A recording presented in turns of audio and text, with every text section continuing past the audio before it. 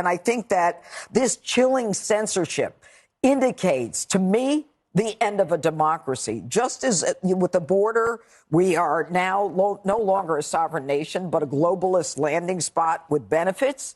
We now have a press that is not holding up its part of the deal as the fourth estate that all of us as Americans relied on to kind of check what government was doing, to be that fourth estate. It's not happening anymore. And when the head of Twitter was called before Congress, he lied.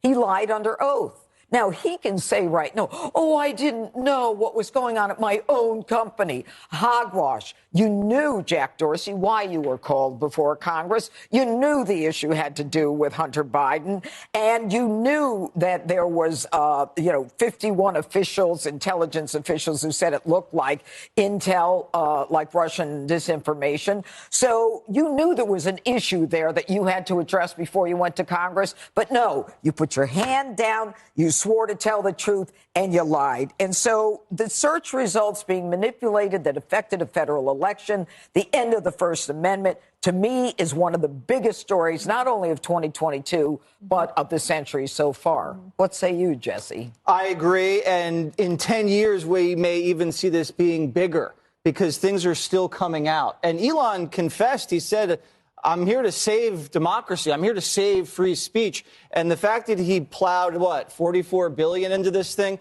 and then just kind of wrestled it away from the grip of the FBI, the CIA, the Democratic National Committee shows you how fast we were veering towards not the republic that we know and love. And thank you to Elon Musk for doing that. Everybody owes this guy a big debt of gratitude. Yep, I couldn't agree more. Dana, what's your take on that? Well, I think that we were in this middle of, if you look back in history, at New Year's is a good time to do that. And you think back not only to just the past year, but just as in the scope of things to come. I think when the history books are written, people will look back at this period and say social media had been given this free reign for a while because nobody knew what it was going to be like. And then it turns out to be something that we realize, oh, gosh, that's not very good. In fact, it's actually leading to destruction of some parts of our democracy. And so Elon Musk takes a pin and bursts the balloon, and now we can all have a chance to regroup. And I think in the next year, you might see some attempts by Congress to do something about it. However, Congress is always behind the times when it comes to technology. And the private sector will have creative destruction and create something new. And that's something that Elon Musk is doing. All right, Tyrus, your reaction. Woke martyrdom. That's what they're going to say it was. It wasn't about Hunter Biden. It was always one thing. The mission was simple. You have to stop President Trump.